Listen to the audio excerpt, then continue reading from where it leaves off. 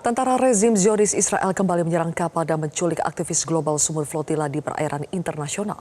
Aktivis Global Sumur Flotilla tengah menuju Gaza, Palestina untuk mendobrak blokade ilegal Zionis. 5 WNI termasuk dalam aktivis yang diculik Zionis Israel.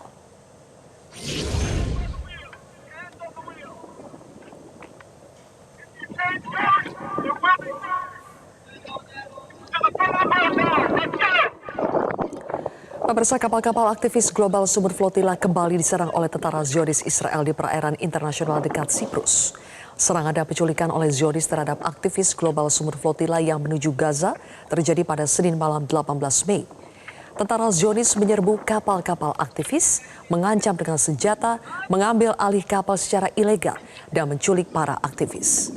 Pihak armada Global Sumut mengonfirmasi sepanjang hari Senin hingga Selasa dini hari, ada 31 kapal aktivis Global Sumut Flotilla yang diserang dan dibajak Zionis Israel.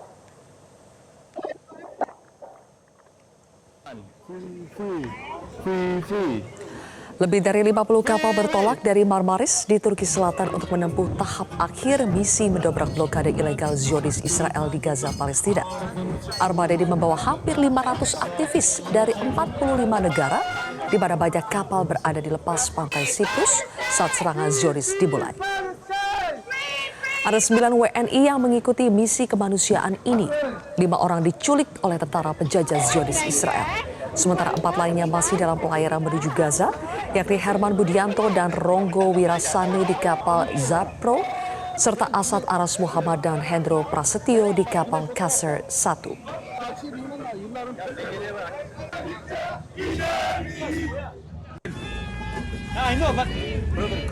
Dari delegasi Indonesia, Bapak Herman, Bapak Ronggo, Bapak Hendro, dan Bapak Asad masih berlayar dalam 2 kapal yang berbeda bersama dengan 10 kapal Global Sumur Flotilla menuju Gaza insya Allah. Sedangkan 5 warga negara Indonesia lainnya, 3 diantaranya adalah wartawan tetap, Andre dari Tempo, Todi dan Abeng dari Republika, sedangkan Pak Heru sebagai kontributor media, dan satu lagi relawan dari Rumah Zakat, Andi Angga. Mereka sudah dikonfirmasi diculik oleh Israel di perairan laut internasional. Pemirsa, untuk membahasnya sudah bergabung bersama kami Steering Committee Global Peace Convoy Indonesia, Maimun Herawati, dan Presidium Mercy, Dr. Tonggo Meti Francisca atau Dr. Mea. Selamat sore, Dr. Mea dan juga Mbak Maimun. Selamat sore, Mbak Sylvie. Baik, Mbak Maimun, saya ke Anda dulu. Apakah ada informasi terbaru terkait kondisi 5 WNI yang diculik Zionis Israel? Iya, jadi data yang terbaru yang kami terima, ini informasinya berasal dari teman-teman yang mendapatkan informasi dari konsulat mereka masing-masing, bahwasanya kemungkinan teman-teman kami yang diculik di perairan internasional akan dibawa ke Asdod. Berarti termasuk juga teman-teman dari Indonesia, 5 orang, kemungkinan akan dibawa ke Asdod dan perjalanan menuju Asdod.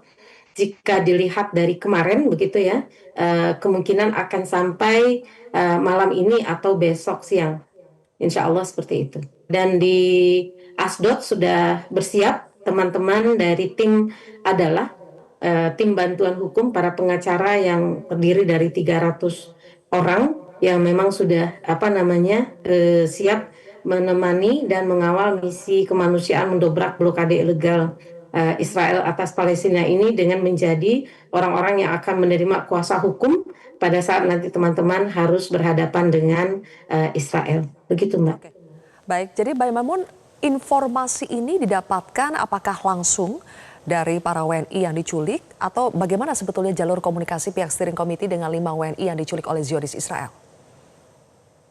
Seluruh teman-teman yang saat ini di dalam misi kemanusiaan memahami dengan baik protokol yang harus diikuti pada saat mereka hampir diculik oleh tentara penjajah. Yang harus mereka lakukan ketika melihat tentara penjajah hampir katakanlah 20 meter dari mereka, dan kemungkinan untuk menghindar itu sulit, maka alat komunikasi mereka harus dibuang ke laut. Ini untuk security dan berbagai alasan lainnya. Sehingga memang komunikasi kami kepada teman-teman terputus. Karena memang mereka tidak memiliki gadget untuk berkomunikasi saat ini. Nah, akan tetapi apa yang terjadi kepada mereka, kami bisa lihat melalui CCTV atau kami bisa melihat dari CCTV kapal yang terdekat seperti itu.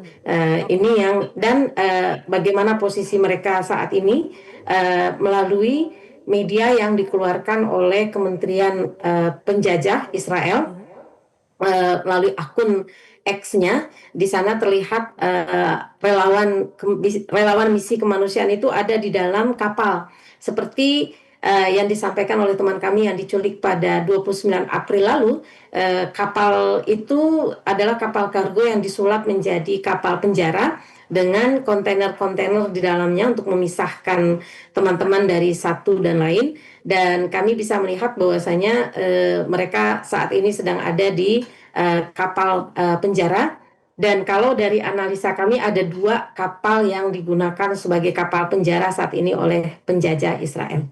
Oke, Begitu. tapi Mbak Maimun, bagaimana kondisi mereka persisnya, seperti apa mereka diperlakukan di sana, apakah bisa terlihat juga? Iya, kalau bagaimana mereka diperlakukan, saya paham bahwasanya kekhawatiran bangsa kita adalah apakah mereka disiksa atau tidak, begitu ya Mbak ya. Saya ingin menyampaikan bahwasanya beberapa waktu yang lalu kami juga mengalami penculikan di perairan lepas pantai Yunani. Itu 176. 2 diantaranya adalah pemimpin steering committee seperti saya juga, yaitu Saif dan Tiago. Nah, dari 176 orang ini, 2 diantaranya diisolasi.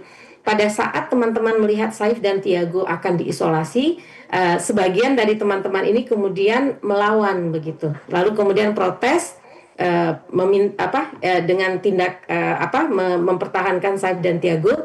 Nah, ini yang menyebabkan teman-teman kami kemudian dibanting, diinjak, diseret. Sehingga ketika teman-teman turun di perairan Yunani, 34 diantaranya harus dibawa ke rumah sakit. Adapun sebagian, jadi kalau kita lihat 176 lalu kemudian 34 perlu ke rumah sakit. Adapun yang tidak perlu ke rumah sakit berarti yang kalau dari perbincangan sesama teman-teman yang tidak melakukan tindak protes begitu. Jadi yang mau saya sampaikan sepanjang teman-teman ingat dengan protokol non-violence yang kita berlatih bersama-sama, bagaimana cara memandang mereka, bagaimana cara menjawab pertanyaan mereka, bagaimana gestur badan, karena kita tahu kita berhadapan dengan tentara yang paling brutal sedunia, maka gerakan tubuh, cara menatap, suara itu semua diatur supaya tidak men-trigger kebuasan mereka begitu. Nah, sepanjang kita ingat dengan pelatihan ini, semoga teman-teman selamat dan tidak terkena penyiksaan. Begitu. Oke, baik. Oke. Dokter Mea, dari laporan relawan Mercy yang berada di Gaza saat ini, seperti apa kondisi di Gaza di tengah blokade ilegal yang dilakukan Zionis Israel? Ya, kami sendiri mendapat kabar bahwa serangan-serangan masih ada, masih berlanjut dan bahkan baru tadi malam waktu Indonesia dan pagi waktu Gaza, baru saja ada serangan juga di daerah Al Salahuddin yang kita tahu seharusnya kan memang masyarakat Gaza nih seharusnya menikmati gencatan senjata ya, tapi masih sampai saat ini serangan-serangan masih berlangsung. Rumah sakit juga, bahkan teman-teman yang berada di area Gaza Selatan tepatnya itu juga masih menerima pasien dan pasien-pasien yang terluka. Dan baru kemarin juga kami mendapat kabar di daerah Fallujah, yaitu sekolah juga mendapatkan serangan. Jadi sampai saat ini pun kalau dinamakan gencatan senjata itu tidak, hampir sepertinya masyarakat Gaza tidak menerima. Bahkan hal-hal kebutuhan dasar pun mereka masih kesulitan. Lalu apakah warga di Gaza sebenarnya tahu, Mbak, dan ikut dokter dan ikut memantau perjalanan misi Global Sumut Flotilla ini? Oh ya, sangat mengikuti, karena kalau kadang kalau dari kami kan memang kami suka sekali selalu intens untuk berkomunikasi dengan teman-teman di Gaza, sekaligus staf lokal kita juga, dan mereka sangat mengikuti sekali perjalanan teman-teman saudara-saudara kita ini di Global Sumut ini. Jadi yang pasti mereka sudah tahu, sebenarnya mereka sudah tahu bahwa akan ada kejadian untuk penahanan atau intimidasi ini, tapi yang pasti yang mereka harapkan, kalaupun ada sekecil harapan apapun itu bagi mereka itu adalah hal yang sangat luar biasa. Mereka ingin sekali mungkin adalah di bagian sedikit teman-teman kita yang bisa lolos, karena mereka sendiri merasa bahwa terutama untuk masyarakat Indonesia ya, mereka tahu bahwa Indonesia ini sangat konsisten untuk membantu masyarakat Gaza. Jadi baik maupun dari laut ataupun baik dari darat, mereka tahu bahwa semua itu adalah untuk mereka. Jadi mereka sebenarnya sangat berharap sekali ada yang bisa lolos dari perjalanan Global Sumut ini. Ya, ketika Dr. Mea berada di Gaza tahun lalu, bagaimana dok gambaran kondisi rumah sakit dan penanganan medis di Gaza jika dibandingkan dengan kondisi setelah gencatan senjata? Apakah ada perubahan yang signifikan? Baik, kalau waktu zaman saya memang pada saat itu memang perang ya, perangnya dimulai lagi dan itu sangat luar biasa yang sempat waktu itu saya ceritakan bagaimana semua obat-obatan dan segalanya itu sangat susah. Kebutuhan dasar masyarakat Gaza tentang obat-obatan dan pelayanan kesehatan itu luar biasa sangat minimal. Dan ternyata juga sampai saat ini, walaupun memang ada peningkatan sedikit saja, tetap mengalami kesulitan. Kami sendiri sedang memesan peralatan-peralatan dan obat-obatan dari luar daerah, dari luar negara pun itu mengalami kesulitan, bahkan sampai saat ini belum sampai. Jadi benar-benar ruang gerak bantuan untuk Gaza ini sangat sempit. Ya. Jadi memang kita butuh sekali, mereka butuh sekali ya bantuan-bantuan dari luar dan penekanan dari masyarakat internasional untuk penjajah ini. Baik, Dr. Mea dan juga Mbak Maimun, nanti kita akan lanjutkan lagi perbincangan kita usai jeda pemirsa. Tetaplah bersama kami di Prime Time News. Saya Andre Nugroho, saya dari Indonesia, saya adalah seorang jurnalis. Saya Todi Badai, saya warga negara Indonesia, saya partisipan dari Global Sumut Flotilla. Nama saya Rahel Darbowo. Assalamualaikum warahmatullahi wabarakatuh. Saya Andi Angga Prasadewa. Saya Bambang Noroyono alias Abeng. Saya warga negara Indonesia dan saya adalah partisipan pelayaran misi kemanusiaan Global Sumut Flotilla 2026. Apabila kawan-kawan sudah menonton video ini, tandanya saya telah ditangkap oleh rezim Zionis Israel. Tolong kabarkan kepada pemerintah Indonesia segera bebaskan saya dan meminta kepada pemerintah Republik Indonesia untuk tetap terus selalu mendukung kemerdekaan Palestina. Rezim Zionis Israel dan pendukungnya bertindak untuk melanjutkan pembunuhan dan genosida mereka. Terutama kepada pemerintah Indonesia, spesial Presiden Prabowo Subianto, bebaskan saya, bebaskan Palestina, Free Palestine. Kami lanjutkan kembali perbincangan bersama dengan Steering Committee Global Peace Convoy Indonesia. Ada Mbak Maimun Herawati dan juga Presidium Mercy, Dr. Tonggo Meti Francisca atau Dr. Mea. Saya kembali ke Mbak Maimun. Mbak Maimun, di mana posisi 4 WNI yang masih berlayar sampai saat ini? Iya, mereka saat ini ada di dalam kapal Kasri Sadabat, 2 orang, Asad dan Hendru, dan kapal Zepiro, Herman dan Ronggo. Oke, apakah bisa terpantau bagaimana kondisi mereka saat ini? Wah, sering itu mereka video call, lagi sholat, lagi makan, lagi masak, begitu. Jadi alhamdulillah sih komunikasi dengan teman yang berempat itu tetap lancar dan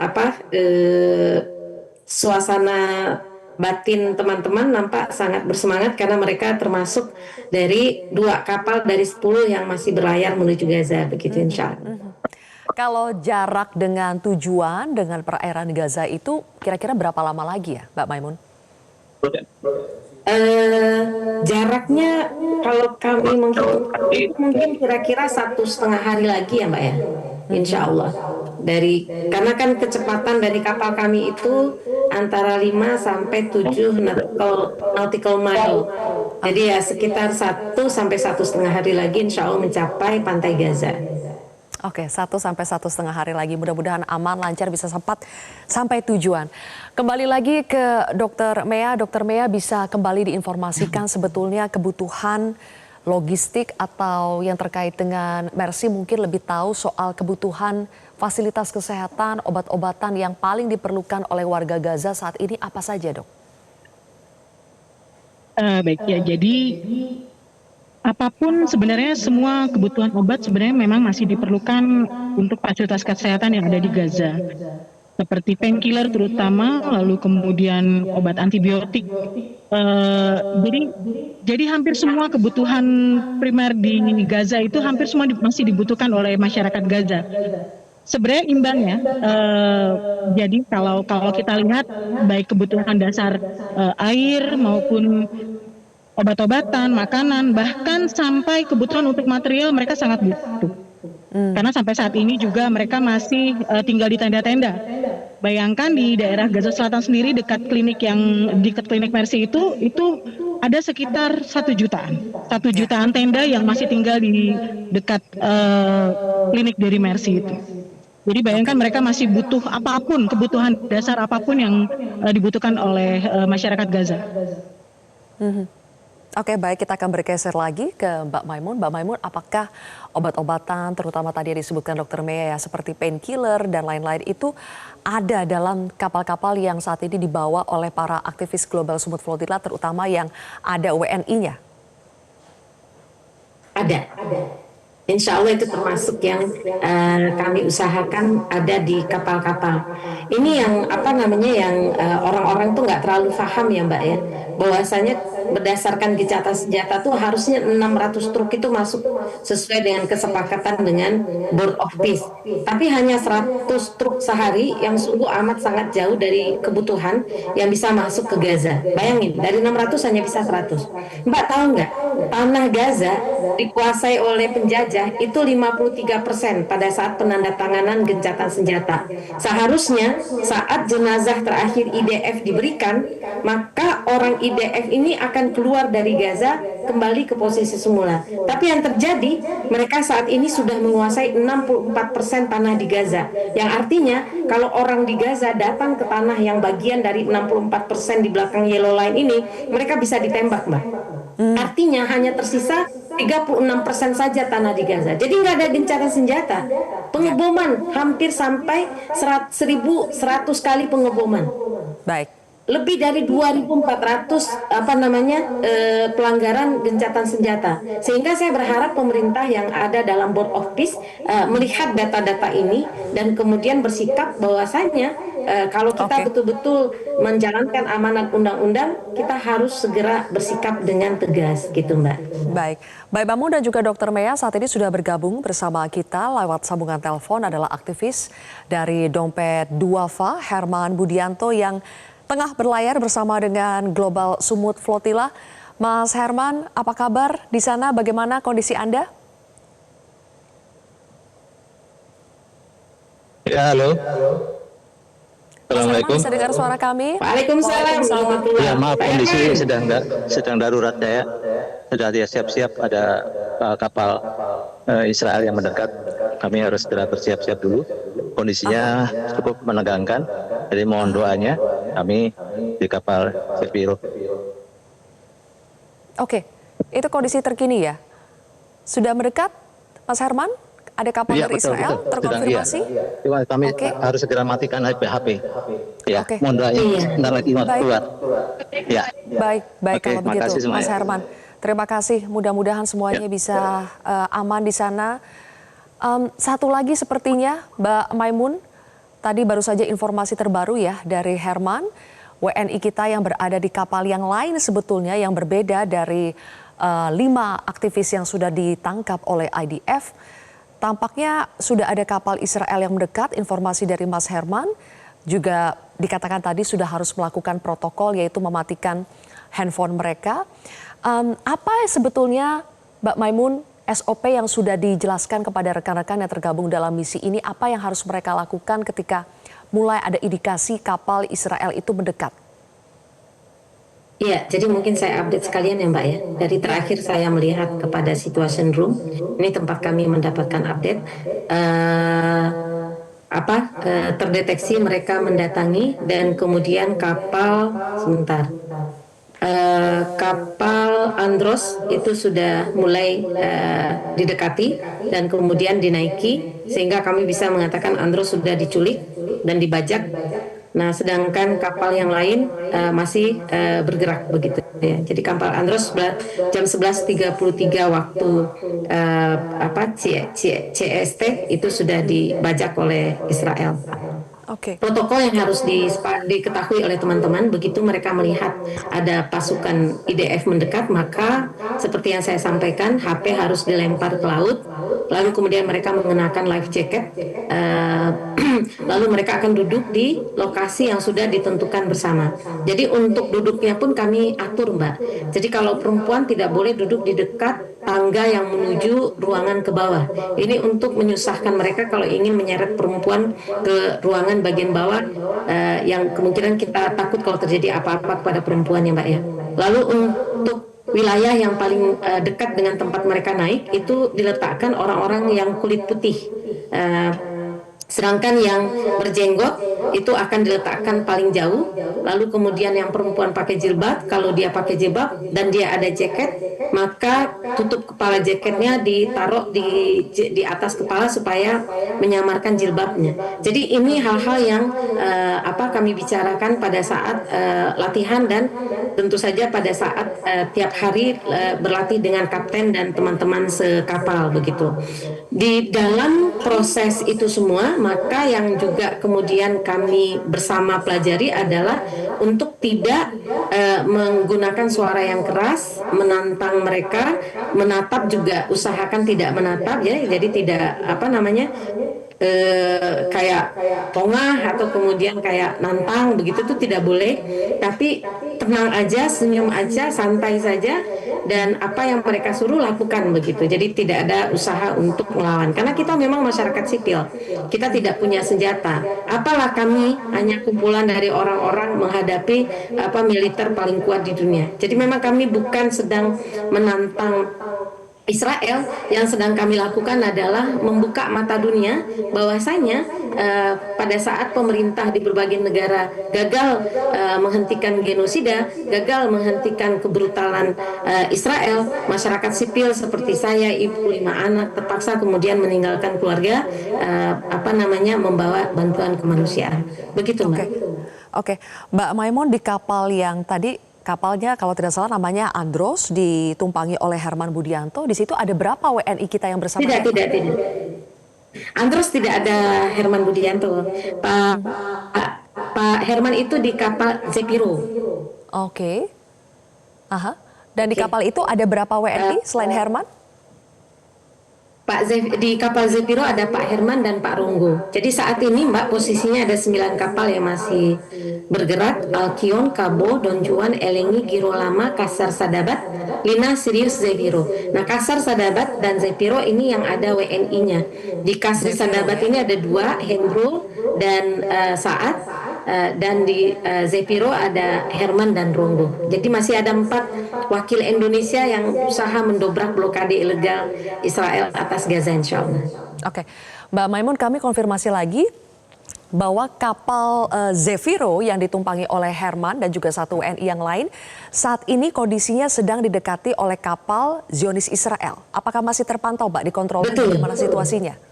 Betul seperti itu, Mbak. Oke. Apa bisa terkontrol? Memang sedang didekati, Mbak. Anda bisa memantau bagaimana seberapa dekat sekarang? Terpantau. Bagaimana kondisi di sana? Boleh Anda deskripsikan, Mbak Maimun? Iya, jadi kalau mereka itu pakai ini, Mbak, dinghy, pakai motorbot. Jadi pakai kapal kecil yang kencang itu. Nah, mereka akan berusaha mendekat, mepet untuk bisa meloncat ke kapal kami begitu. Nah, jadi sepanjang mereka belum loncat ke kamar, kapten tuh boleh bebas melakukan apa aja. Dia boleh bergerak ke kiri, dia boleh bergerak ke kanan. Bahkan pada satu ketika kalau senjata diarahkan ke mereka, tangan mereka harus dijauhkan dari kemudi dan mereka harus sebelum itu melakukan apa yang disebut dengan autopilot. Jadi meletakkan kapal pada posisi autopilot. Jadi walaupun tangannya tidak memegang kemudi, mereka tetap bisa mengarah kepada Gaza gitu Mbak, insya Allah. Anda bisa melihat bagaimana kondisi para aktivis yang berada di kapal Zefiro itu, Mbak Maimun sekarang?